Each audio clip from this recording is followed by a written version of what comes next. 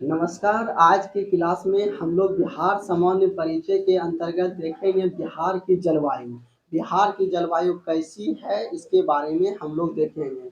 तो हम लोग आते हैं बिहार की जलवायु। तो पहले जलवायु का हम लोग जलवायु कहते किसको हैं इसके बारे में जान लेते हैं। तो जलवायु किसको बोलेंगे? दीर्घकालिक मौसम की औसत दशाओं को हम लोग जलवायु कर बोलेंगे। यानी दीर्घकालिक मौसम की औसत दशाओं को हम लोग क्या बोलेंगे? जलवायु। दीर्घकालिक मतलब होता है लंबे समय से जो जिस प्रकार की मौसम पाया जाता है उसे हम लोग क्या बोलेंगे? जलवायु बोलेंगे। अब बिहार की जलवायु कैसी है? उपोष्ण कटिबंधीय है या मानसूनी है? बिहार की जलवायु कैसी है? उपोष्ण कटिबंधीय है या मानसूनी है? अब ये उपोष्ण क्या होते हैं इसके बारे में पहले हम लोग जान लेते हैं। तो ये ग्लोब है, यानी कि पृथ्वी को जो है 3 कटिबंध में बांटा गया है।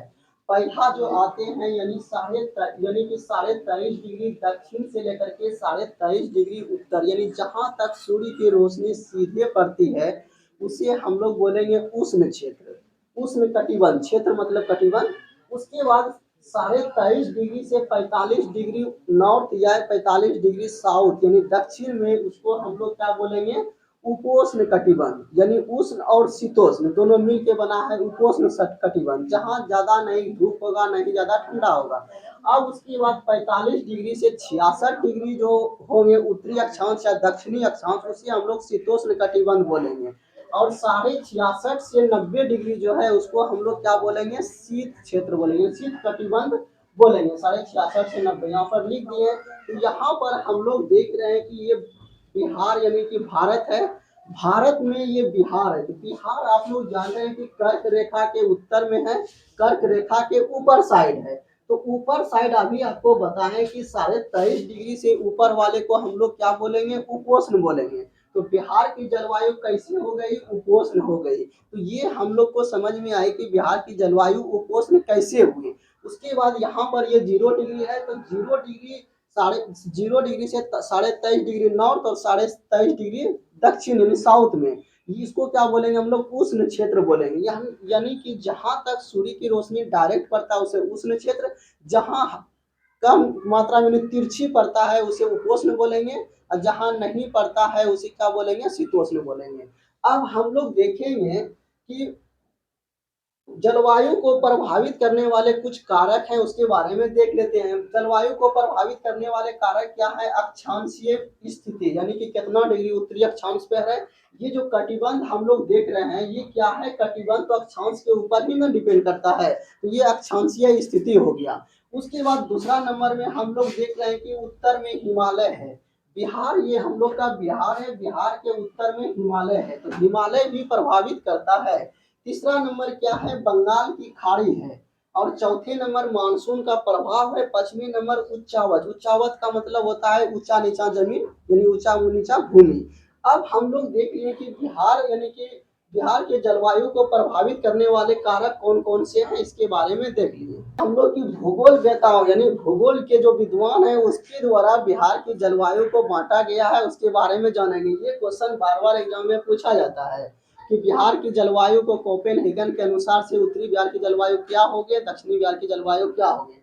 तो कुछ भूगोल वेता है, उसमें से पहले भूगोल वेता कौन से है? कोपेनहेगन है। तो कोपेनहेगन साहब ने बोले कि उत्तरी बिहार की जलवायु जो होगा वह CWG होगा, और नीचे की यानी दक्षिणी बिहार की जलवायु को हम लोग किस वर्ग में रखेंगे? AW रखेंगे।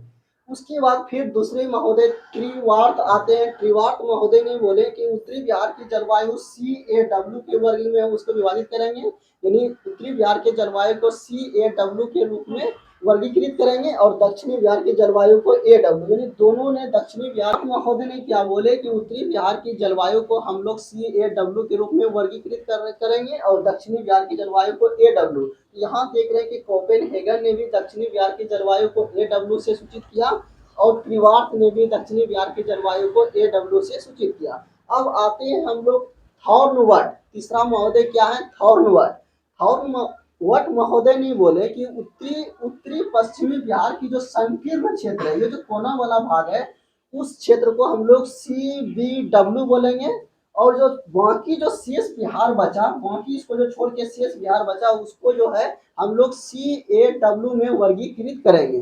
तो ये तीनों आप लोग याद रखेंगे, इसे ऑब्जेक्टिव क्वेश्चन बहुत ज्यादा एग्जाम में पूछे जाते हैं। उसके बाद हम लोग आ जाएंगे कि सबसे अधिक वर्षा जो होती है वह किशनगंज जिले में होती है, किशनगंज जिला यहाँ पर है। और सबसे कम वर्षा जो होती है औरंगाबाद जिला, औरंगाबाद इस जगह पर है, औरंगाबाद में होती है। कितना होती है? 101 सीएम मात्र। और किशनगंज में 205 सीएम वर्षा होती है। तो आप लोग को ये 205 और 101 याद नहीं रखना है, सिर्फ याद रखना है सबसे अधिक वर्षा कहाँ होती है? किशनगंज जिले में। और सबसे कम वर्षा कहाँ होती है? औरंगाबाद जिले में। अब हम लोग आ जाएंगे कि बिहार की जलवायु का वर्गीकरण, यानी कि बिहार की जलवायु का जो वर्गीकरण है इसको हम लोग मुख्य रूप से 3 वर्गों में विभाजित किया गया है।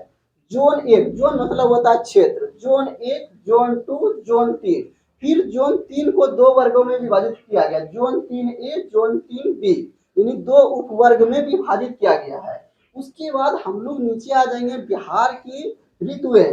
तो बिहार में मुख्य रूप से ग्रीष्म ऋतु, वर्षा ऋतु और शीत ऋतु पाए जाते हैं। उसके बाद हम लोग यहाँ पर देख लिए कि बिहार की पहले स्थिति कहाँ है? उत्तर पूर्व भारत है। बिहार की जलवायु देख लिए कैसी है? उपोष्ण कटिबंधीय या मानसूनी है। उसके बाद जलवायु को प्रभावित करने वाले कारक के बारे में देखें। भूगोल वेताओं ने बिहार की जलवायु को कैसे वर्गीकृत किया उसके बारे में जाने। कोपेनहेगन ने उत्तरी बिहार को CWG, दक्षिणी बिहार को AW, त्रिवार्थ महोदय ने उत्तरी बिहार को CAW, दक्षिणी बिहार को AW, थॉर्नवट महोदय ने उत्तरी पश्चिम संकीर्ण यानी पतले सांकड़े सांकड़े क्षेत्र को CBW और नीचे शेष बिहार को CAW। उसके बाद हम लोग देख लिए बिहार की ऋतुएं कितनी है? 3, ग्रीष्म ऋतु, वर्षा ऋतु और शीत ऋतु। औसत वर्षा कितनी है? 112 सीएम। सबसे अधिक वर्षा किशनगंज में और सबसे कम वर्षा कहाँ होती है? औरंगाबाद जिले में। उसके बाद हम लोग देख लिए बिहार के जलवायु के क्षेत्र का वर्गीकरण, यानी कितने क्षेत्रों में वर्गीकृत किया गया? 3 क्षेत्र, जोन 1, जोन 2, जोन 3।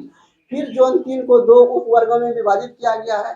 अब हम लोग नेक्स्ट क्लास में देखेंगे कि जोन 1 में कौन से जिले पड़ते हैं, कौन सा क्षेत्र पड़ते हैं, और नेक्स्ट यानी कि जोन 2 में कौन से जिले पड़ते हैं। तो आप लोग को उम्मीद है कि ये वीडियो अच्छी लगी होगी। अगर जिसमें कोई तरह का कमी हो तो आप कमेंट करके बता सकते हैं। धन्यवाद।